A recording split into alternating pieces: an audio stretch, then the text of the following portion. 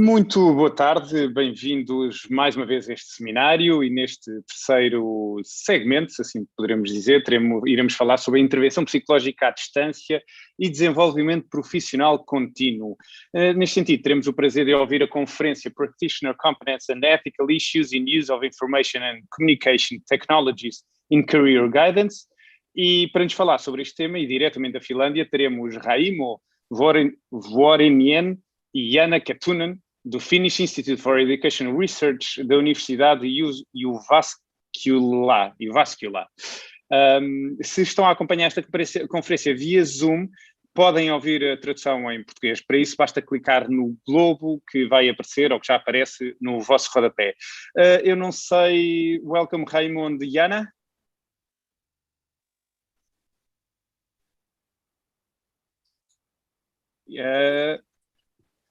Jaana, your sound is off. Yes. Okay, perfect. Raimo, Jaana, first of all, thank you for your presence and sorry for my Finnish accent. Well, the floor, or at least the online floor, is yours for, I would say, 30 minutes. And after your conference, we'll have 5 to 10 minutes for Q&A. Is that okay for you? Okay, yes. Perfect. Thank you. Okay, bon dia.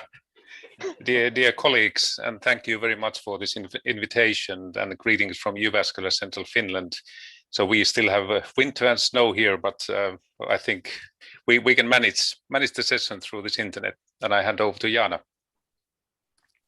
Good afternoon, everyone.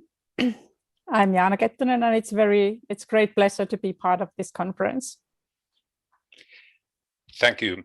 And during the next 30 minutes, we will be covering the key issues on the use of technology.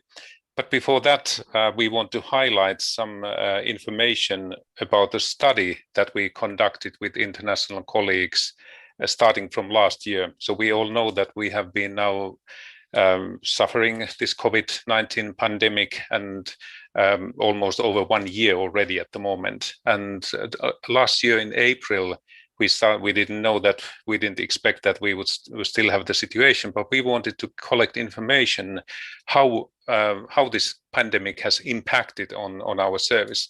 And this we wanted to ask some countries whether the government paid attention to guidance and whether there was a cooperation between stakeholders.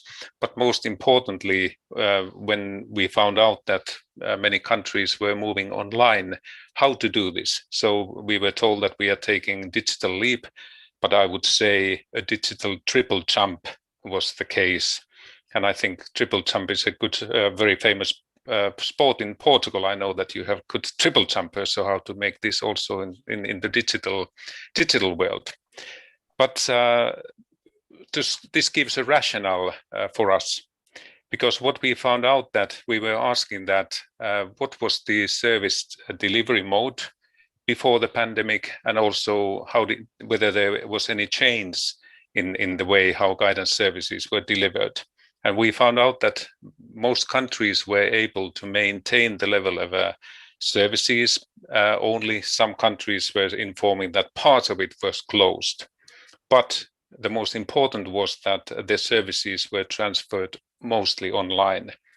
But we were able to provide access. But on the other hand, we learned also that vulnerable groups had difficulties, or we were not able always to reach these most vulnerable groups. And this means that we have to pay attention to access before we start talking about digital. Then the other one was that we were asking that which type of services could be maintained. So most of the services were adapted. So this one-to-one dialogue was possible through telephone and through online services like we are doing now. But perhaps some of the most intensive guidance was something that we were not able to provide. But the most key important message for us was that we need to shift from information to more collaborative way of using technology. So the most common has been the information developed previously. And the third question was also that what type of methods are used. And we are often, when we are talking about digital or the use of technology in guidance, we are asked that how to use Twitter or how to use Facebook. So we don't, at the moment, focus so much on tool because the technology is changing. We just look what channels are used or what guidance features we can deliver through these online services. So we all found out that when we talk about technology, telephone and video and emails, those are still valid tools. So the telephone has been available a number of years, but we shouldn't forget the potential of a telephone, especially meeting the vulnerable groups. So when we are developing guidance, we need to, there's a recommendation that we have to ensure that we are using all the different channels when we are providing guidance. So multi-channeling means different ways of providing the services. So to conclude, the topic that we are discussing is more crucial than before. So we have to think in a similar way that technology is having impact on the other professions and labor, let's say, working life. It has implications also how guidance is delivered. So we need to rethink career guidance accordingly. So how to provide access and outreach, and thinking of the different users, how we can sort of meet the as wide, let's say, audience as possible. So this is provides the basis how we are thinking of guidance. When we start, when we have been conducting research with Jaana now over 20 years on the use of technology and guidance, we have found out that we have different perceptions and attitudes.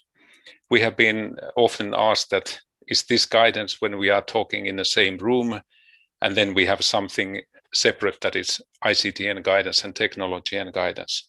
This used to be the questions 20 years ago, but now technology is here and we use it with or without the practitioner. So we need to integrate the technology in the way we work as much as possible. Raimo, yep. Please share the slides now. Thank you. Oh, sorry. I really apologize. No worries. You are on slides 8 now. Yes. Apologies, really apologies. I was too eager. But anyway, this is now we come to the real issue. So the question, I take this now. Now you can see the slides. So we can, instead of just distinguishing the, let's say, old traditional guidance on one-to-one in the same room and ICT, we need to think what are the guidance functions we can sort of fulfill with the help of technology. So we have found out that career technology can be a tool to assist and enhance and further develop the different ways we have been sort of working previously with our clients and students. So we are partly extending the way, not replacing, but we are complementing and sort of assisting and enhancing, make it more effective. And we are saying that if we can integrate, let's say, take some routines, take care of some routines with the help of technology, we can also enhance the human interaction with clients, because we can allocate the time with those clients who really need our personal support. But it can also be used as an alternative to traditional approaches to previous work.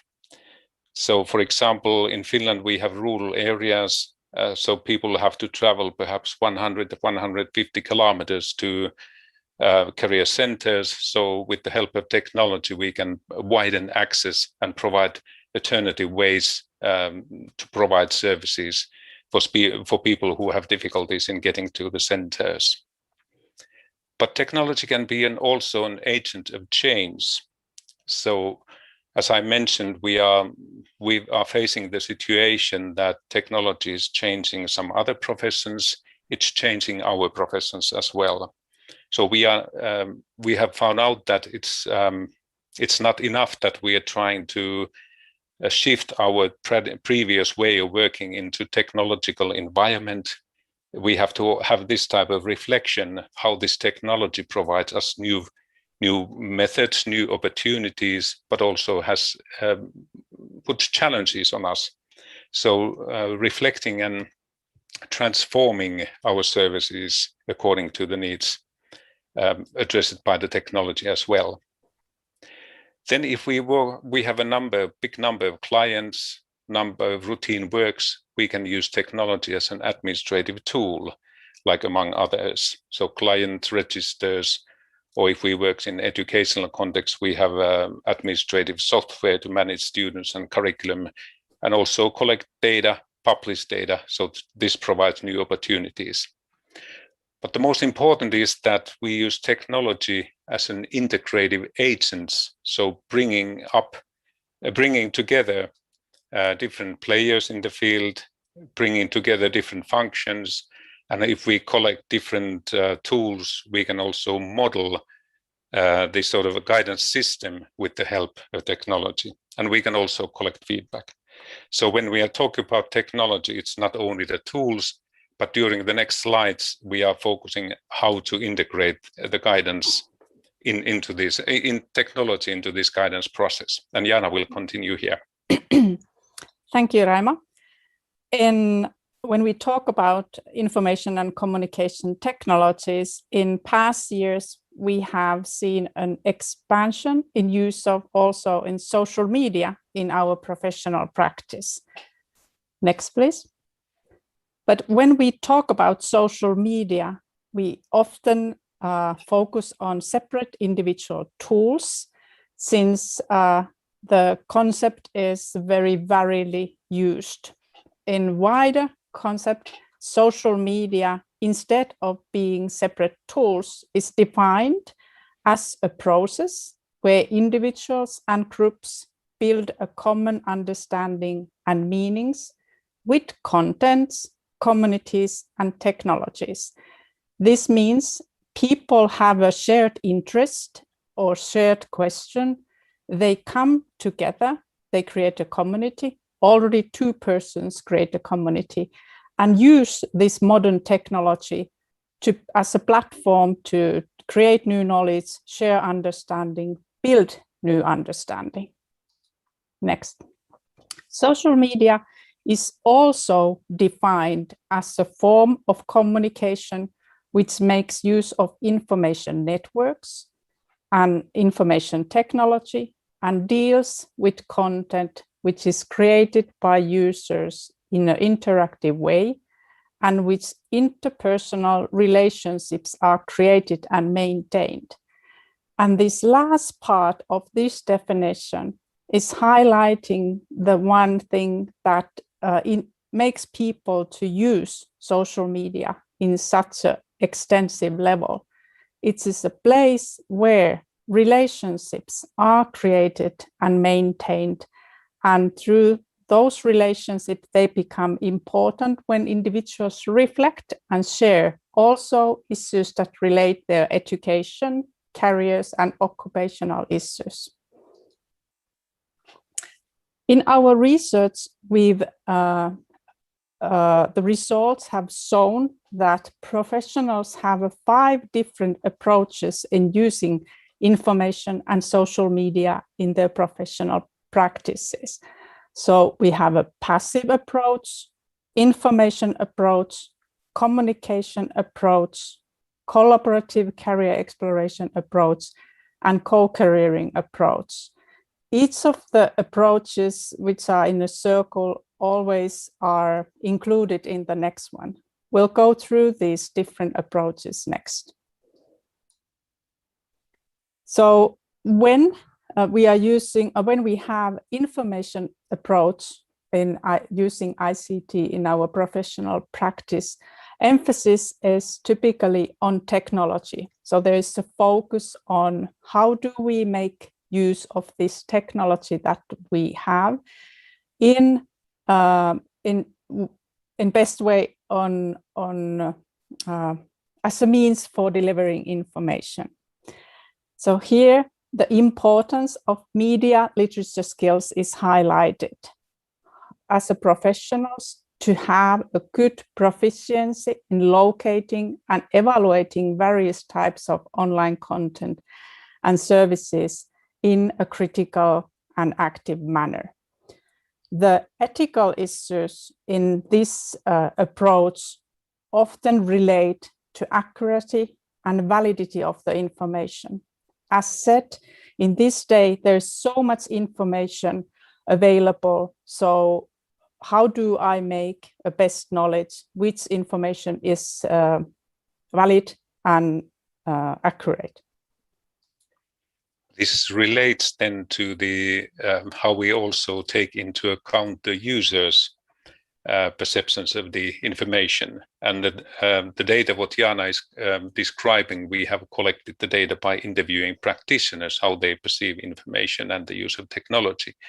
But then if we want to look at the information and the validity and ethical issue which Jaana was highlighting, we can also not only to deliver the information or search it by ourselves, we can also help our clients and students to develop skills which they can use when they are analyzing or searching for data. So they have to look for these quality criteria that who has written the text, what is the authorship, what is the content, how the data is validated, whether it's reliable, when it's published, is it up to date, who is the owner of the data, who pays for it, and what is the usability, and also whether it meets the ethical standards of our practice.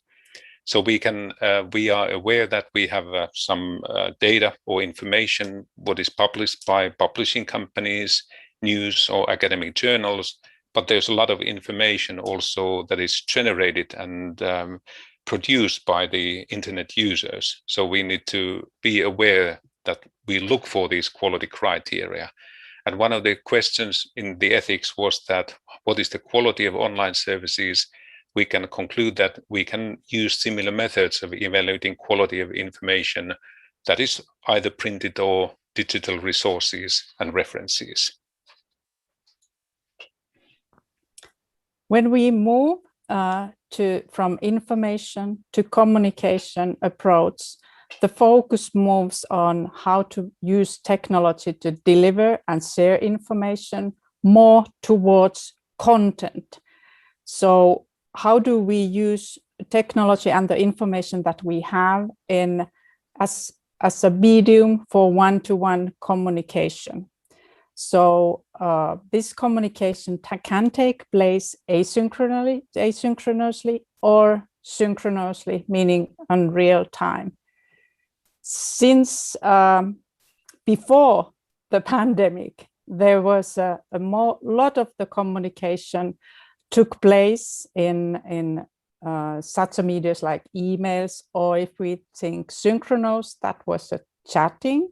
So then there was a lot of emphasis on online writing skills. So how do I do professional practice? How do I move the expertise that I have in, for example, in communication in written forms?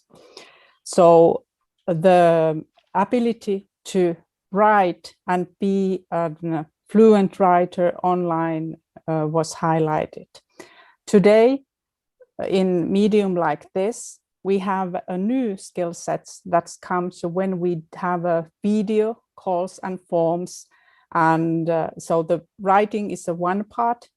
It belongs what medium we are, but also new skills that relate. How do we do video calls and professional and communication on these settings? Professionals highlight the proficiency in using various types of online content and services in specific contexts and work settings.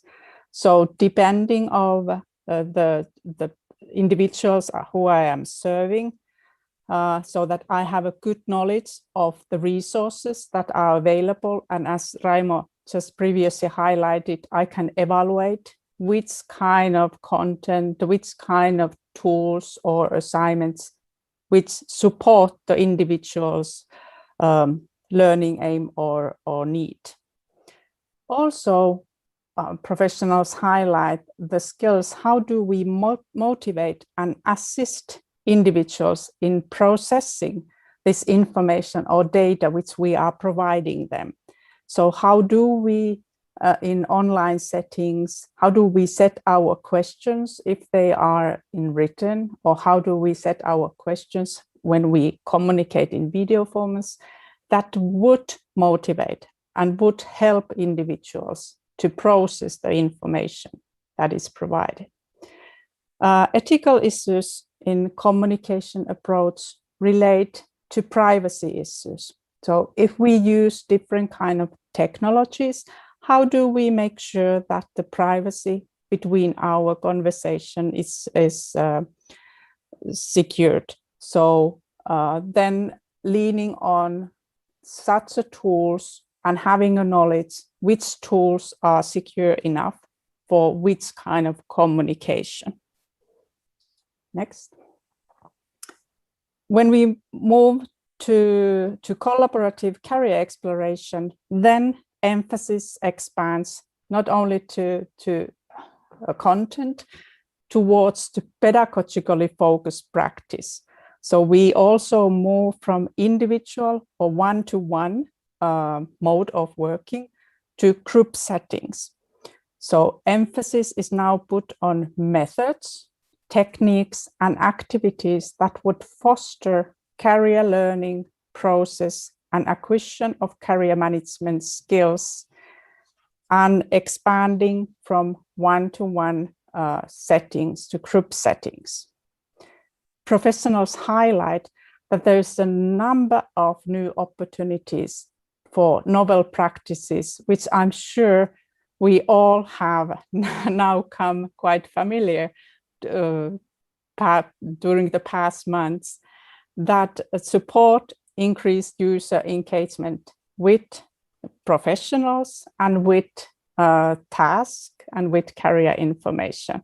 So I'm sure we all have created a new and learned a new applications or new ways of engaging our groups or individuals, because we were partly forced to. Here, when the emphasis is on pedagogically, professionals highlight also the need to appropriate structuring and active facilitation when we work in group settings in terms of guiding and shaping the discourse with individuals and groups. So when we have a group of individuals and we work in collaborative career exploration, how do we design the learning aim? How do we structure the tasks? Are there written assignments? Are they group assignments? Are they discussions or group discussions? And how do we make sure that we engage all those who might look a little bit lean-backed? So facilitation is a big part of our professional competency highlighted here. Ethical issues relate to confidentiality. When we work in the group settings and in online, it's important for us as a professionals to set the ground rules and go them through with the group that we are working. Sometimes it might be that some persons are not acting so that they would support the group or the group work. And then it also requires some confidentiality from us as the professionals, then maybe suggesting that, well, it might be more beneficial for you if we would have a one-to-one communication if it looks like the group work is not benefiting you. Next, please. Then the fourth approach, which is co-careering. This is co-careering refers to shared expertise and meaningful co-construction of guidance questions or career-related issues among community members. And there is a certain shift here. This kind of the co-careering takes place mostly in online settings. So individuals make use of those who are around them, those other individuals. They might be friends, colleagues, parents, also career professionals, people who work in the industry. And when they have a question, they might approach, or anyone who is in their networks might be a possible resource as a supporter so that individual can reflect, make decisions, or question his or her the issue that she or he has on his hand. In co-careering, Practitioner is one possible resource and participant on individual's process. The co-careering highlights, or in professional, there is, let me see what it is. Yeah, in co-careering, it is important that a professional has an ability to create a reliable and genuine image of oneself within the communities in which questions are discussed commonly. And this requires mindful, properly managed and monitored online presence. Furthermore, in our own institute or in our own region, this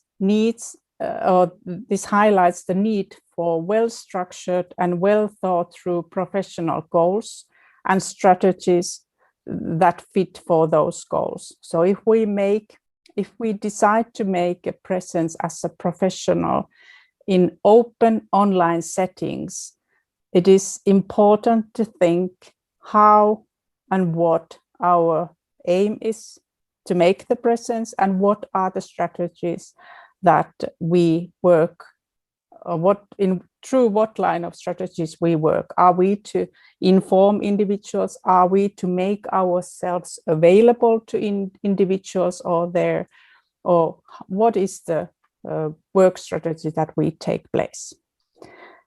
Ethical issues here, they relate to professional proficiency. So how do I make myself, how do we make ourselves visible and so that we look that our practices are professionally proficient in online? And here, part of that is our online presence. So our profile pictures, individual or organization level, profile pages, how do we describe, how do we communicate when we can be reached, in what kind of questions, in short introductions can be described. All pictures, messages, status updates, and our connections and network, they make an image of us. And as individuals seek who would be the institutes, or who would be the professionals, or who would be the persons who could support me, so they seek who could be a possible resources on their co-careering. This is what is part of the how do we appear there. This is a picture that puts the skills and the approaches together, but as time goes on, I'll pass it to Raimo. Thank you, Jaana. I think the most important thing what Jaana was saying, that when we are using technology, as we started, we said that we need to be aware of the tools, but the technology is changing. So we need to think the guidance functions. And here to sum up, we sort of deepen and widen the scope of our activities.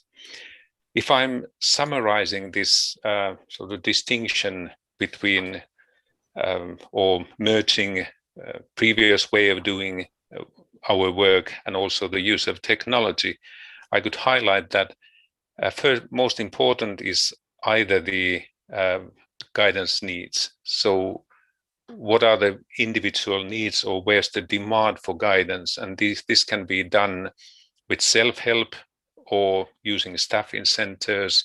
But then after this, we are then having different ways of guidance. We can have one-to-one guidance or counseling. It can take place in a career center or online. So it's one-to-one dialogue. Then we have some issues which are common to a certain group of people or peers. It can be done in an office or a classroom activities or a center, or using this type of video conferencing tools or Teams, what we have been using at the moment. Or it can be telephone as well, and e-line, emails, chat. And then we go to the bigger groups. That was the group. And then we have this self-help. If we are wanting only the information, and then we can go to websites or online repositories of information, or career center or an office for printed material, but we can also use it online. So distinguishing the guidance function. And these are led by us, but then this collaborative career exploration takes place with or without the help of practitioners. And this means that we need to reflect the previous, let's say, a relationship with our clients and individuals. And I'm using this slide to illustrate that what type of language we are using. It sort of reveals the paradigm what we are having in guidance. First, we have the language and voice of suppliers. If we have education and training, this is the language of the organizations. And then if we provide education and training, our clients or students, they are learning. And now the learning takes place lifelong. It's continuous. We are upskilling and upgrading ourselves throughout our lives with different transitions. So the same language shift also takes place in our work. So if we provide career guidance or counseling, we can say that equivalent voice of users to lifelong learning is careering, or this joint process, co-careering. And sometimes this can be frightening for us because we are used to provide expert information, expert knowledge. It doesn't disappear. We still have it, but it has new type of presence, a new type of online visibility, what Jaana was describing. And the career development takes place among the community members. So then one of the challenges, if we want to increase or better use of technology, take the full potential of the technology in all the roles we've described before, using it as a tool, alternative, complementary element, administrative tool, or chain, let's say, integrative element, we need to think also the challenges we have to sort of solve. First one, we have been asking countries what are the challenges, what they are facing. Sometimes the first question is the inadequate access to ICT and technology. And this was quite visible in the COVID study, that some countries, the coverage of internet was better than, or much comprehensive than in other countries. And also the the fees for telephone costs could be a barrier to the effective use of technology. So as individuals or policymakers, we need to advocate to get proper access to technology, both as suppliers, but also providing access to individual citizens. Second one is we found out that the data or the national labor market information or education information is not organized or categorized in such way that it's user-friendly. So we have to pay attention to how we provide information available, and also help the, like we said, that help the look for the quality criteria of the information. Then something what we can work on, our work is the skills and competencies. We can upgrade our skills in using the technology, but also helping the individuals and our clients not only to solve the questions, but also learning the skills which they can utilize on their own, with or without the help of practitioner. But the most important is the integration of technology in our work. And instead of, I'm repeating myself, instead of different tools, we have to think different features of guidance, different guidance activities and functions, how we can model them with the help of technology. And this is important for the practitioners, but also local authorities and national policymakers to think with how we can bring the guidance elements together with the help of technology.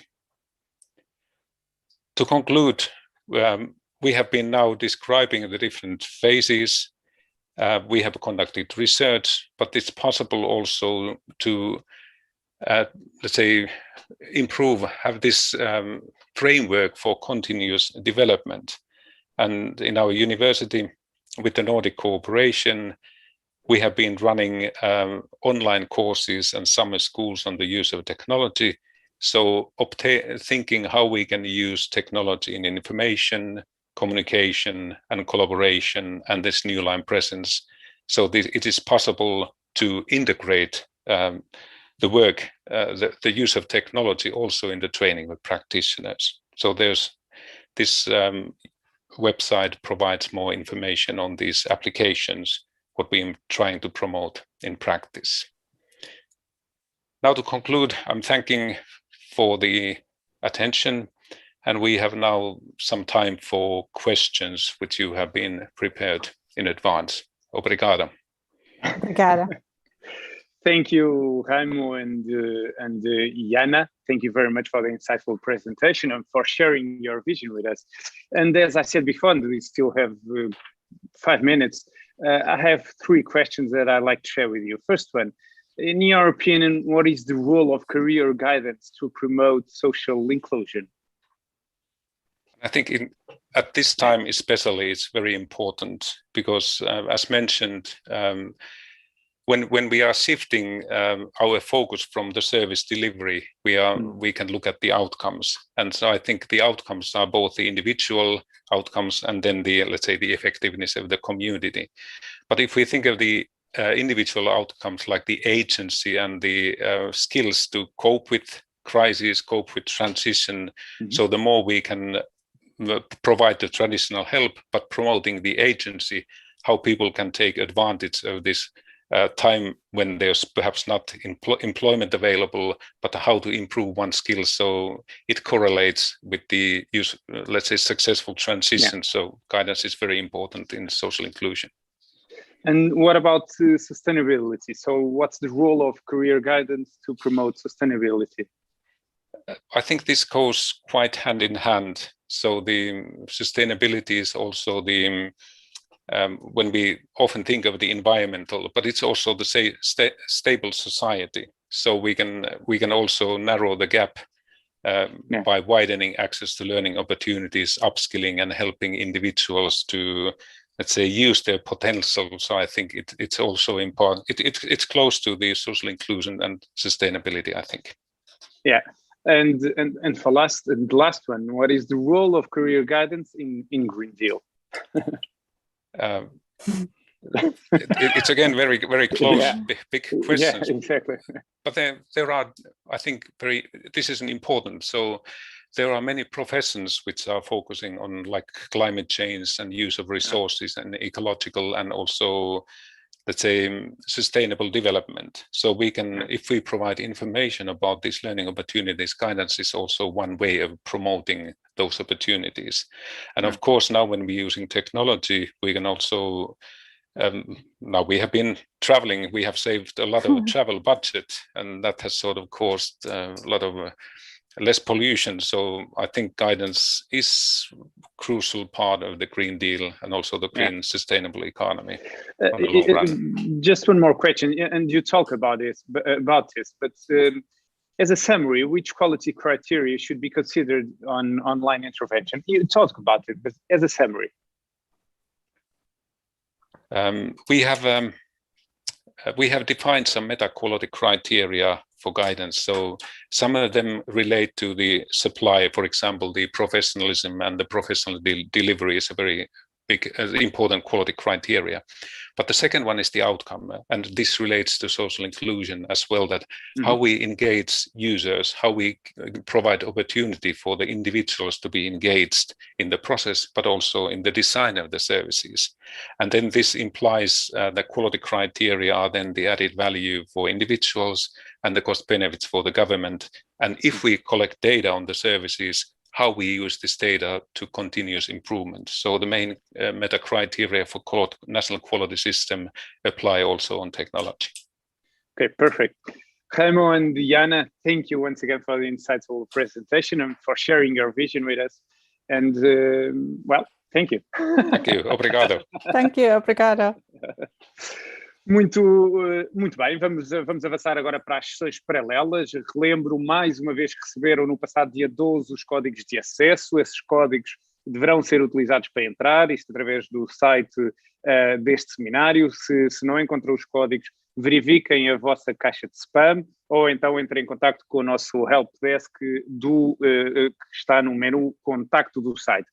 Muito bem, iremos ter 5 sessões paralelas em 5 salas diferentes. A primeira, orientação vocacional, os desafios da distância, de Alexandra Figueiredo, da Agência Nacional para a Qualificação e o Ensino Profissional, Inês Nascimento, da Faculdade de Psicologia e de Ciências da Educação da Universidade do Porto.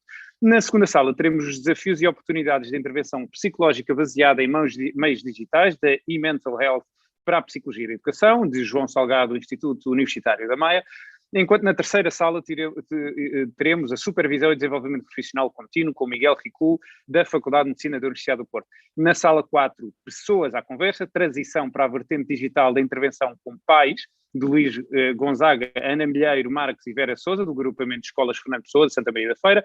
E finalmente, na quinta sala, na quinta sessão paralela, será dedicada ao tema promoção da literacia emergente à distância, resultados, desafios e reflexões. Teremos o prazer aqui de ouvir Yolanda Ribeiro, da Escola de Psicologia da Universidade do Minho. Voltamos a encontrar-nos às 16 horas para o debate sobre políticas públicas e educação, com João Costa, secretário adjunto da Educação, e Maria Emília Briderode Santos, Presidente do Conselho Nacional de Educação. A moderação estará a cabo de Maria João Horta, Subdiretora-Geral da Educação, e Sofia Ramalho, Vice-Presidente da Ordem dos Psicólogos Portugueses.